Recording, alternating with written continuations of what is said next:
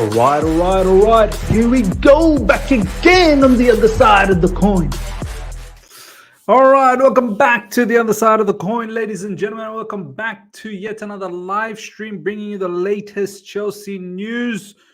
Lots of commotion, lots of conversation happening after that press conference. Quotes, comments flying everywhere, left, right, and center. All I'm going to say is, have you lot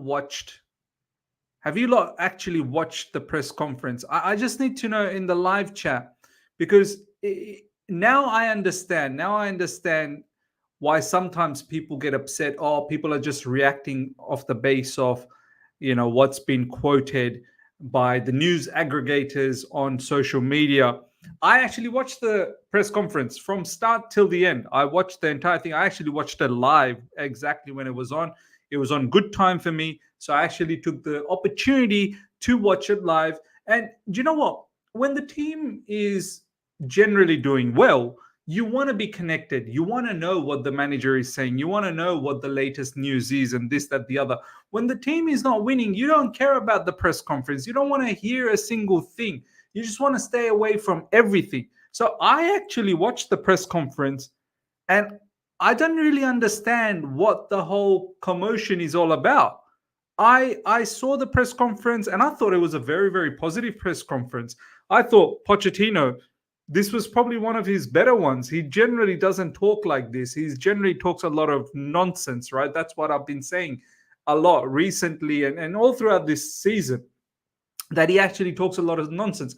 But this press conference, I thought it was a very stock standard, very good press conference. A lot of people are saying, "Ooh, what's Pochettino saying? It should not just be one-sided. We have a side as well." He was just basically having a conversation. He literally said, "I'm not saying that I'm unhappy. I'm just saying that, why is it just the one side that needs to be happy? The other side needs to be happy." And he's right. He's right. Pochettino is absolutely bang on about that conversation in the press conference. Why is it always the owner needs to be happy, the sporting directors need to be happy? Well, the players and the managers, they need to be happy as well. They may just say, "Do you know what? We're not happy. We're going to go." So look, when you clip those comments and then you place it on Twitter, now I understand why sometimes some people say to me, "Miz, did you actually watch the video?" Because that's not how it sounded. You're just going by the clip or that little bit of a quote that's circulating around. I get that now. I always wondered, well, what do you mean? Like, how could it be any different? It is what it is. But I now understand it. I now get it. But look, overall, I thought Poch was quite spot on in the conversation. I didn't take anything. I don't think anything was negative, if I'm being absolutely honest. Can hear some banging noise. Is it downstairs, or can hear all of this banging? Yeah, it must be downstairs. My neighbor's downstairs. Keep it down, mate. All of these banging noise of all these plates and glasses and tins and pots, man, you're breaking my rhythm. I can still hear it, man. Wow. Anyway, coming back to the point, yeah, I thought the press conference was pretty good, pretty positive. He talked about Cucurella's. Well, I think it was Saraya from X. She asked about the tactical side, and he laughed. He's like, "You're always asking me tactics." And his response in regards to that situation was quite nice as well. I thought the way he explained the whole Cucurella situation is that, look, it's not just about the tactics. The players need to understand the roles. They need to understand what is required in certain areas. And maybe sometimes during this season, probably some of the players, and even maybe the manager or the management team, haven't been able to convey the message, and the players haven't been able to execute what is required from them in those roles. So yeah, he's got a point in there. No problems about that. Reece James is back. He has mentioned that Reece James is back, ladies and gentlemen, and that's very, very big news for us. Look, I thought let's just pack it away. Let's just keep Reece James away. We'll think about him next season. But if Reece James is capable of playing 5 minutes, 10 minutes, as Pochettino said, why not? Why not? I think it'll be a great morale booster for our team. We need to win these 3 remaining matches.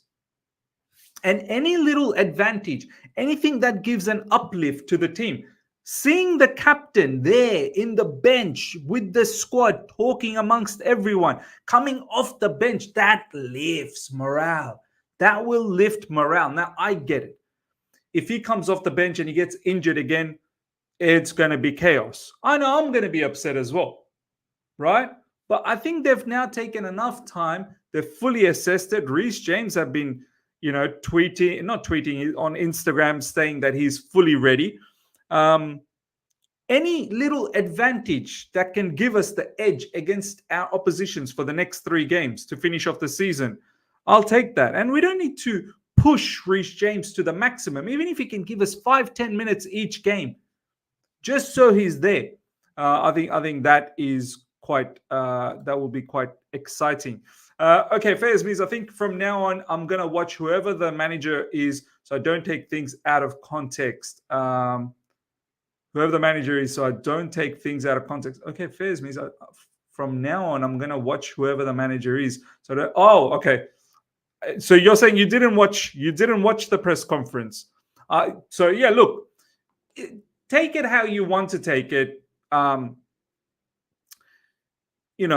your own opinion about it, no problems. But I watched it and I didn't feel that way. Honestly, I honestly did not feel so much commotions. If anything, what I understood, and in fact, Pochettino has said this, by the way, ladies and gentlemen, he said that he is planning for next season. He is already, one thing that is clear from the conversations from the comments from the press conference, I think one of the journalists asked, have you spoken to the owners about, the end of season review, this, that, the other?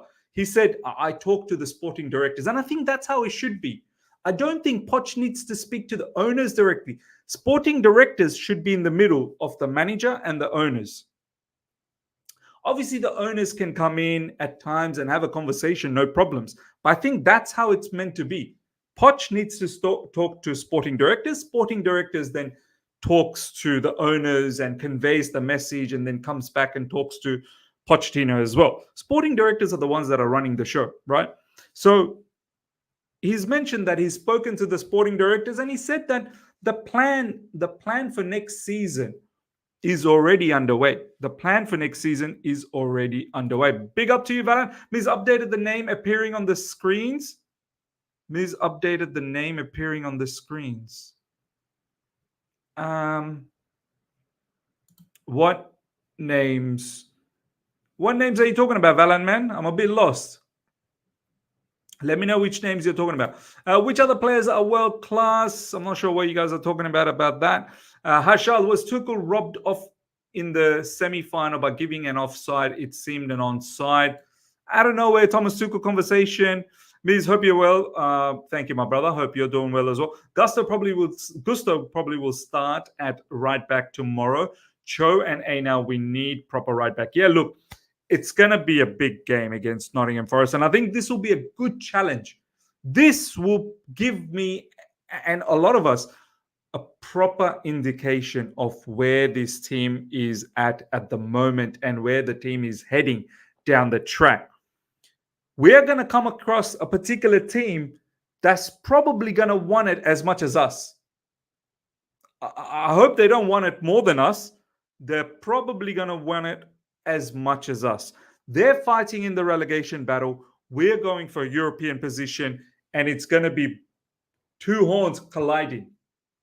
And let's see exactly where we are as a football club. Let's see exactly where these players are from a mentality point of view.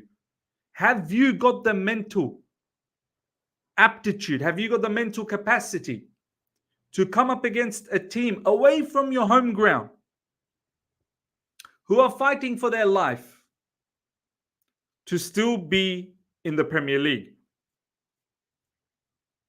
Have you got the mentality to go to their home ground and achieve what you want to achieve, which is, European spot in Europa League. So this is going to be a big test, and I fully back our team to win it. I think we have the ingredients to win it, but I think it'll be a fantastic challenge. So look, let's see what happens.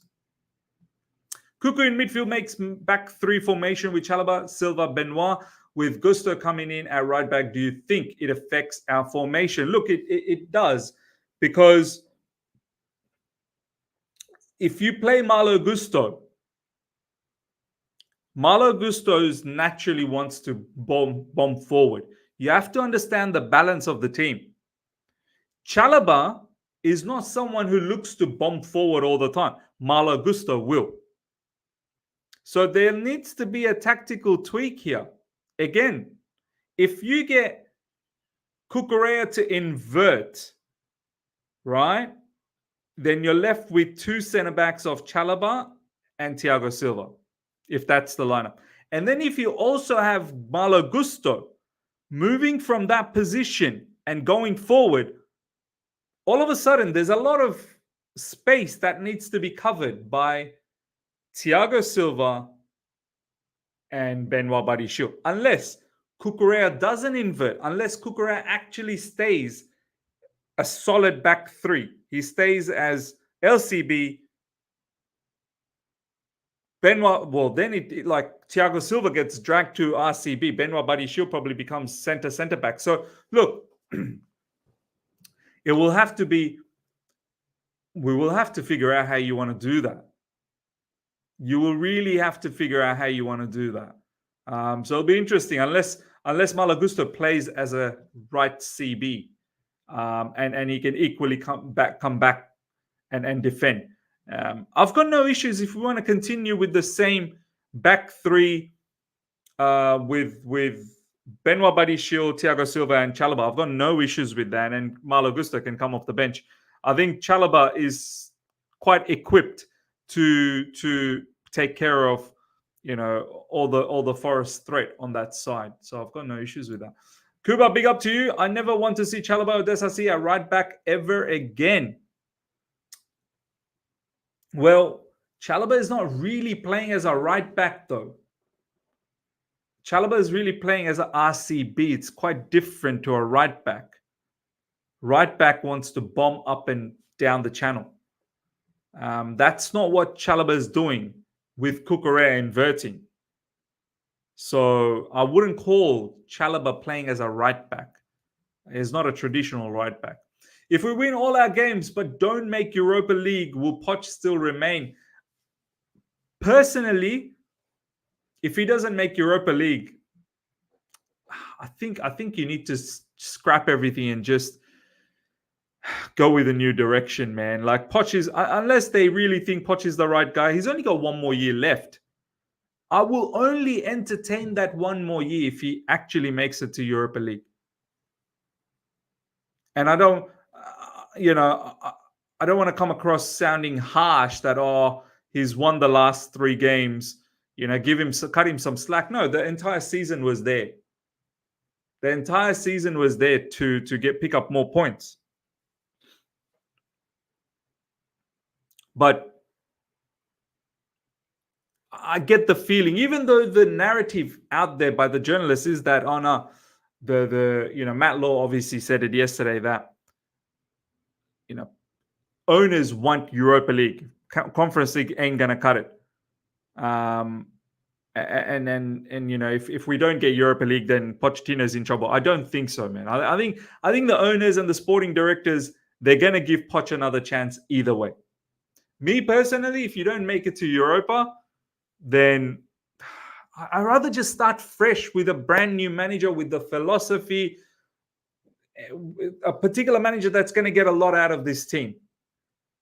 I only want to reward Pochettino if you can take us to Europa League. Then, okay, start. You've achieved something. Some level of achievement has been gained this season, in my opinion.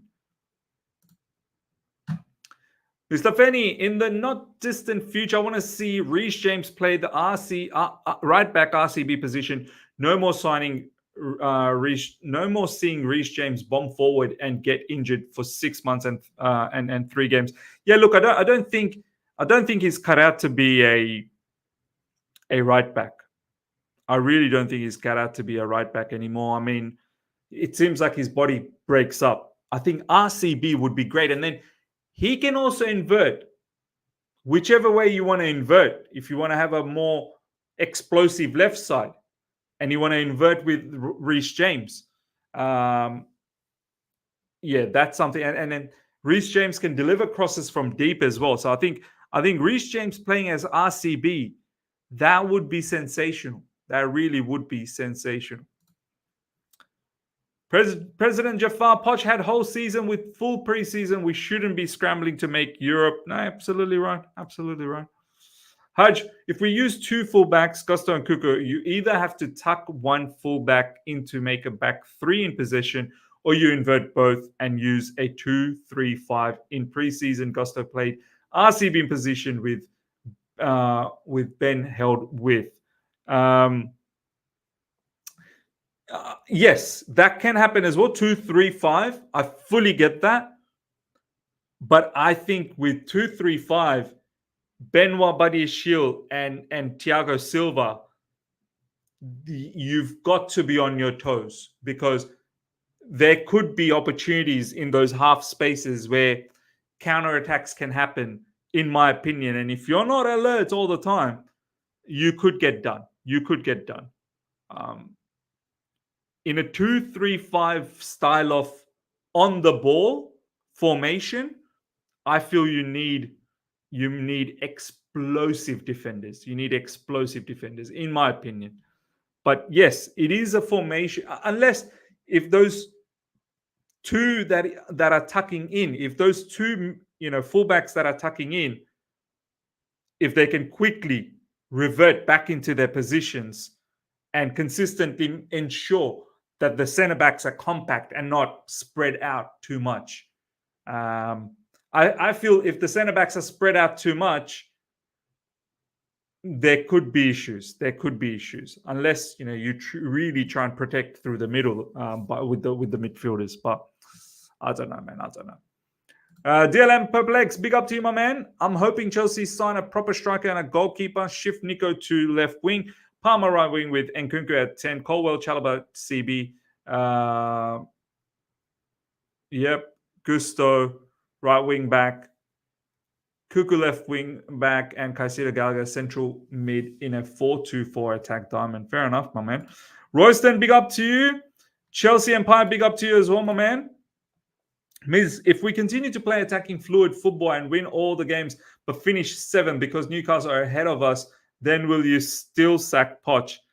Yeah, I think so, man. You've not we have to keep the people accountable. I said before the start of the season, 6th and Europa League. That was the bare minimum expectation. Do you know what I mean? If you come 7th, what's the point then? Why am I rewarding you with 1 more year? Because I'm doubtful about Pochettino long term anyway. I'm doubtful about him long term anyway. I'm only willing to give him that reward if he gives a particular achievement, a small achievement. Why am I going to give him the reward if he doesn't achieve that achievement? Do you know what I mean? That's just the way I'm thinking about it. Haj, that's true, Miz. So we have to do what we did in preseason. We used 3-2-5, but Gusto was part of the back 3 with the ball, and the other fullback was out wide as part of the 5. Yeah, no, absolutely. Now, in regards to other news, obviously, press conference for me. Look, I thought it was a very good press conference. I thought it was a positive press conference from Pochettino. I didn't think he said anything out of line. I think he was quite, quite detailed about the Cucurella situation, how he's inverting. I thought he was quite straightforward when it came to asking whether he's going to be there next season. He said he's planning for next season with the sporting directors. And he also said that Why is it just the owners and the sporting directors that need to feel if they're happy? The happiness should also come from the manager and the players as well. Like, all sides need to be happy, or people will part ways. I thought it was quite. I didn't think he's inadvertently trying to say that, oh, he's not happy, he's going to move. That's not how I felt. I watched the press conference. That's not how I felt. Anyway, now next news, by the way, Cole Palmer, ladies and gentlemen. April Player of the Month award goes to Cole Palmer. That is official, so that's fantastic. This player, how he hasn't won more Player of the Month awards, I don't understand. He should have won a few more, but at least he's got the month of April under his back. Hopefully he can now go on and win the Young Player of the Year award, Premier League Young Player of the Year award. I think he thoroughly deserves it. I don't think anyone else deserves it as much as Cole Palmer. So that's that. We want to talk about Victor Osimhen. There's some news coming out. Because, if the team performs better on the pitch, but then you can say, why did it take so long? Yeah, look, I think the team could have performed better a long time before than what we are seeing now. We had the ingredients. I understand you do need some sort of chemistry and togetherness. I fully get that, but I truly think if we actually go out there and bring in a really, really top of the range good manager, they'll get a lot out of these kids, man. Now, look, I'm not saying we're gonna be able to get Xabi Alonso from Bayer Leverkusen. He's staying, but I'm saying, imagine a Xabi Alonso came to Chelsea Football Club. You think he doesn't get a lot better out of the squad that we have? Look at what he's doing at Bayer Leverkusen. That's mad now, honestly. Every time I think he's about to lose, somehow now they're saying it, never losing. Leverkusen is never losing. I thought 2-0 down against Roma, maybe Roma's on a comeback, and then all of a sudden this guy makes it 2-2 right at the end. So this is what I'm saying. Like, there are some modern day managers out there that can potentially get a lot more out of the players that we have. So that's my thought process around it. I will only give Pochettino next season, and not even the entire next season. Next season, every moment he's on the watch list. I can't have next season come April and we are 9th, 10th again. No. One, I feel he should get rewarded if he gets Europa. And then next season, if by November, December, we are lingering around 7th, 8th, 9th, no, he needs to go. We finish 6th. We get Europa this season. Next season, we need to go for Champions League. We need to. 100% we need to. I just mentioned, big up to you. Seems like there could be two possibilities. We keep Poch, or Poch walks away, mutual agreement. I don't think Poch walks away, no. Seriously, I don't think he walks away. I think he's quite happy to stay here. If he really wanted to walk away, we would have felt like that like a while back. Or we could have said, why did he take the job then? I don't think he'll walk away. He knew what he was getting into. Poch knew what he was getting into. For him to now walk away, I don't think that's a possibility. The only possibility I see is maybe our sporting directors and owners could potentially part ways. But even that, I don't think is happening. So seriously speaking, I think there's only the one possibility, and the one possibility is he's staying. He's staying. I think he's staying, regardless of the results. Regardless of whether we make it to Europe or not, I think he's staying. I think both parties want each other to just continue. Me personally, if he doesn't make Europe, then it doesn't bode well with me. It doesn't bode well. I agree. Pot should go, but if we win the remaining games well, do you think it's wise to also take into account the form and tactical evolution, as well as solely the league position. Look, the tactical evolution, I'm pretty sure a manager with tactical know-how will be able to instill that in our team in no time. So yeah, it all comes down to a good look at Oliver Glasner. Look at Oliver Glasner at Crystal Palace. This Crystal Palace team, people say, oh, it's the new manager bounce. New manager bounce, really? Are you watching Crystal Palace? Are you guys actually watching Crystal Palace as a new manager bounce? Tactically, they're so astute now.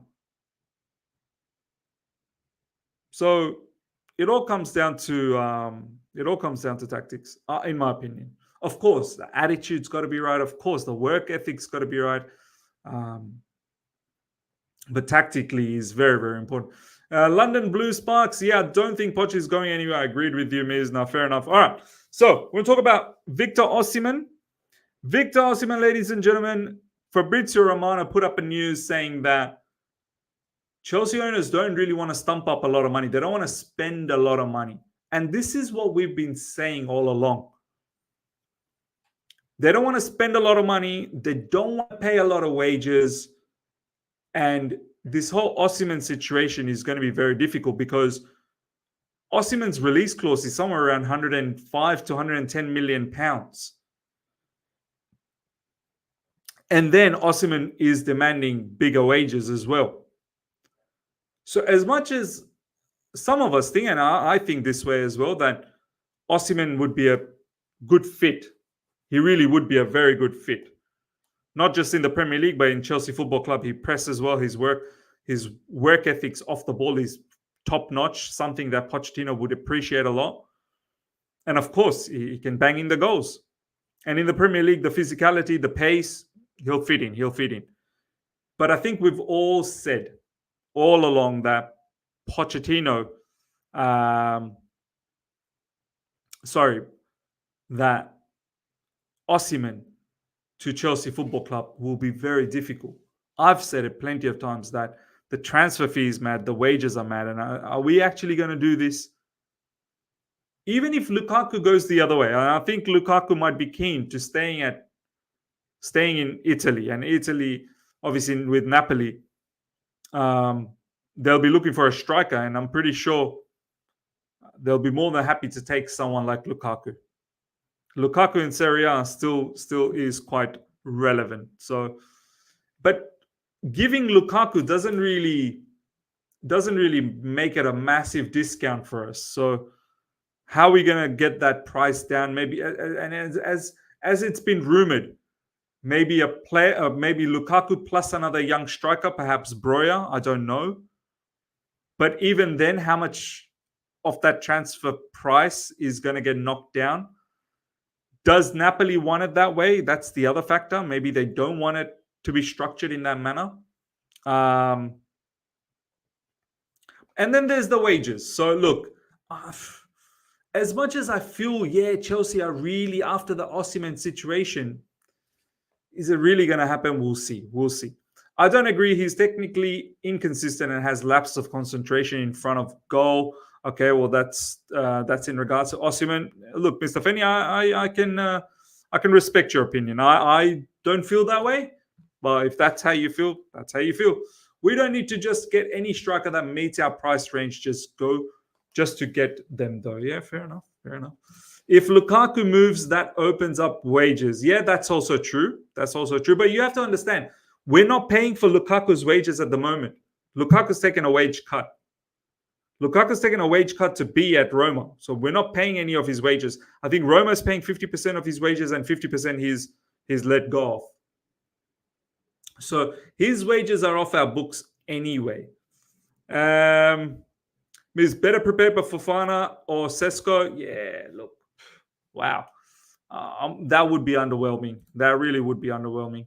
We need to get experience because the kids need to develop, but these bloody owners have other plans. Yeah, fair enough, man. Fair enough. Dylan Perplex, apologies, Miss, but at Bayern, he almost threw the league to BVB, and this season he went trophyless. This is not the Chelsea Tuchel, 90 plus 15, cancelled goal, but still moans, gave Bayern a weak mentality. Why are we talking about Thomas Tuchel all of a sudden, brother? The topic is not about Thomas Tuchel. You guys just randomly just comment about anything. We're not even talking about Thomas Tuchel and someone wants to have a dig at Thomas Tuchel. Come on, DLM, man. Out of nowhere, RKO. RKO to Thomas Tuchel.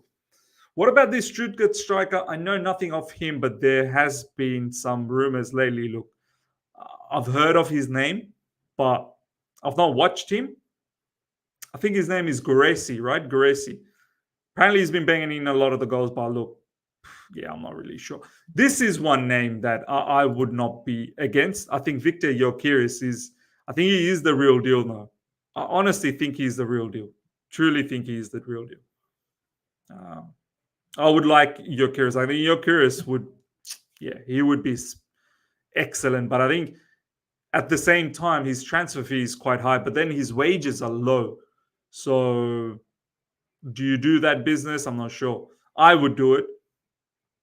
They will tell us we can't afford Osimhen while subsequently trying to outbid Bayern Munich for a 17-year-old. These owners think we are idiots. You know what? I want to talk the final few minutes about this recent hype in regards to Esteval Willian. And also, I know we do a little bit about Kendry Pires. Oh, I'm guilty as well. I've seen Kendry Pires' few clips and bits, and he looks the real deal, right? And obviously now Esteval Willian. I just want to say one thing. And I was having actually this conversation with Hudge earlier on today via DMs, Twitter DM. And I was saying that, do you know what? Us as a fan base, we need to calm ourselves down, man. We're going out there and getting excited about all of these 17-year-olds, and we think they're just going to be superstars. We are in such a strange mentality. And I guess this is what transfer news does, right? The dopamine hit that we get from transfer news. Are we seriously thinking Esteval Willian, when he turns 18 in season 25-26, he'll just waltz into Chelsea, start for Chelsea, and fit in the Premier League like it doesn't matter? Like the Premier League is a piece of crap. Similarly with Kendry Pires. Honestly, these kids, they'll get the biggest shock of their life when they enter this league. This isn't your Libertadores and your Ecuadorian league or your Brazilian, Serie A or Serie B, whatever it is. This isn't, one of those South American matches. No disrespect to that region and those clubs and those leagues. I'm sure it's highly competitive, but you think these kids are just going to waltz in to Chelsea Football Club and they're going to start? And these defenders in the Premier League are just going to allow them to tippy-toe around them? Maybe one or two players might break it and be a big thing. But it's going to take a bit of time. It's going to take a bit of time. And I get the feeling not everyone's going to make it. And then on top of that, people want to keep Omari Hutchinson. People want to keep Madueke. People talk about Angela Gabriel. People also want to keep Kendry Pires. They want to buy Esteval Willian. They want to buy Olise. Come on, man. We're not going to be able to get everyone.